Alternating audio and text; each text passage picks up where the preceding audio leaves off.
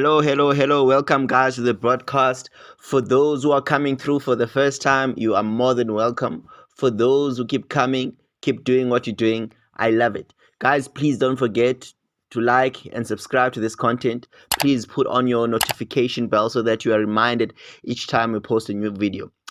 Guys, Mihlali, as most of you would know, last week MacG went on the podcast and commented on all the allegations made of Mina Dlamini cheating on her husband during her marriage with Edwin Sodi. Then there was a list published of ladies Edwin has been with. Amongst those ladies, there was Mihlali Ndamase, obviously Mina Dlamini, Tuli Pongolo. Those are the most prominent names that we know. The list was long, and it goes on to say and many more. So MacG doesn't have anything wonderful to say about Mihlali in that regard when it comes to the lifestyle they lead. And I mean, for a while, Mihlali had been mum on this thing, but she finally responds, apparently, allegedly, responds to MacG. I'm going to read this quickly. It goes, I think Loputi we podcast wants to be a bad bitch really bad. His hatred for women sounds like it comes from a place of jealousy because the spec of men he'd like to appeal to aren't attracted to him. First of all, you can't really say that MacG says what he's saying because he hates women.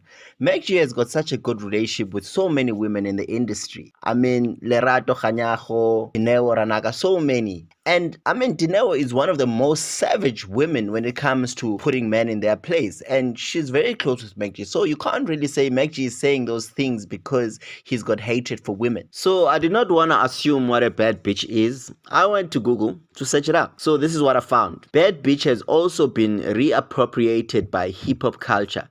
Rappers use the adjective bad bitch to refer to an independent, confident, attractive woman.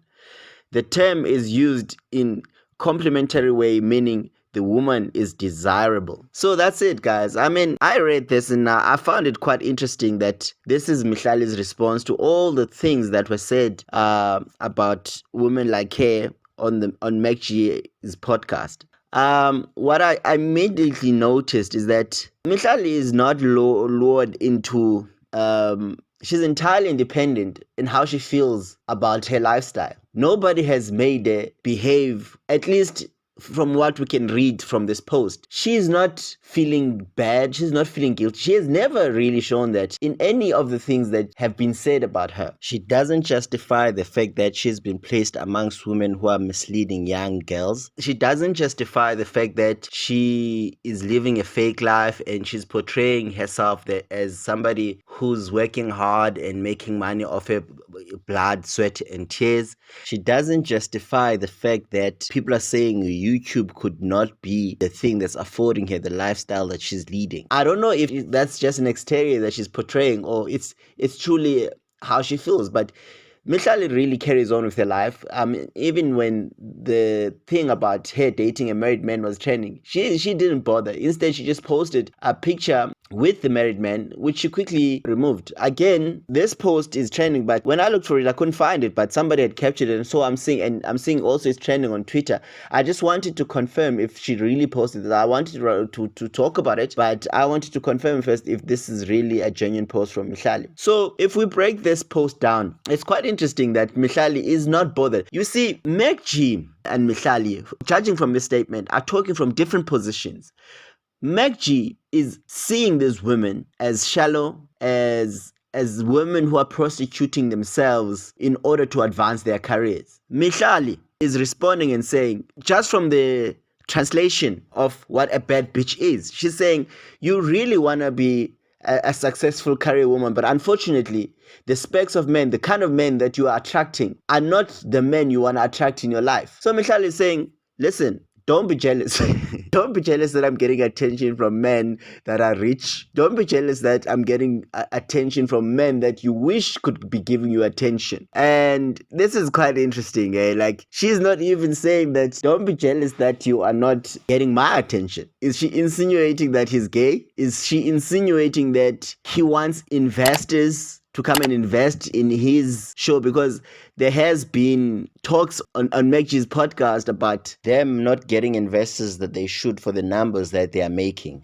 I think Mihlali's comment is quite interesting. And I mean, it's war, I guess. So Mihlali will say however she feels. She's got every right to defend herself in however she feels, because I mean shots have been fired towards her, and this is a response. And I found it quite interesting. I mean, what she said could be very deep. It could be like, dude, you wish you had investors, but I fear that it might not even be that. It might not even be deep at all.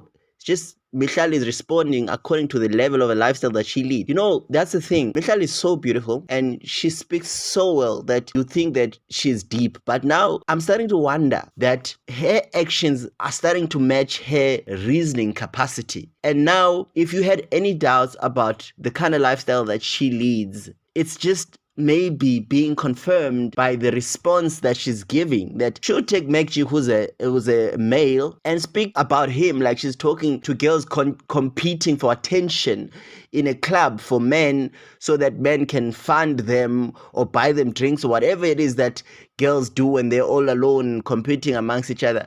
And MacG could be wrong on some level, but that's definitely not the level that he's operating in. I'm starting to wonder if how deep is Mihlali? Is there anything inside of her really, except for beauty and money? For her to respond to a guy like MacG in such a way, a guy who's got a podcast that's #1 in Africa, one of the best in the world, a guy who's starting to get sponsorships, clearly starting to rake in investors, a guy who's got great future prospects. I mean, where is her thinking? For her to give such a response where, in summary, she's saying that, dude, you are just jealous because the men you are attracting are not doing all the things that the men we are attracting are doing for us. Anyways, let me know what you think. Thank you. I'm out.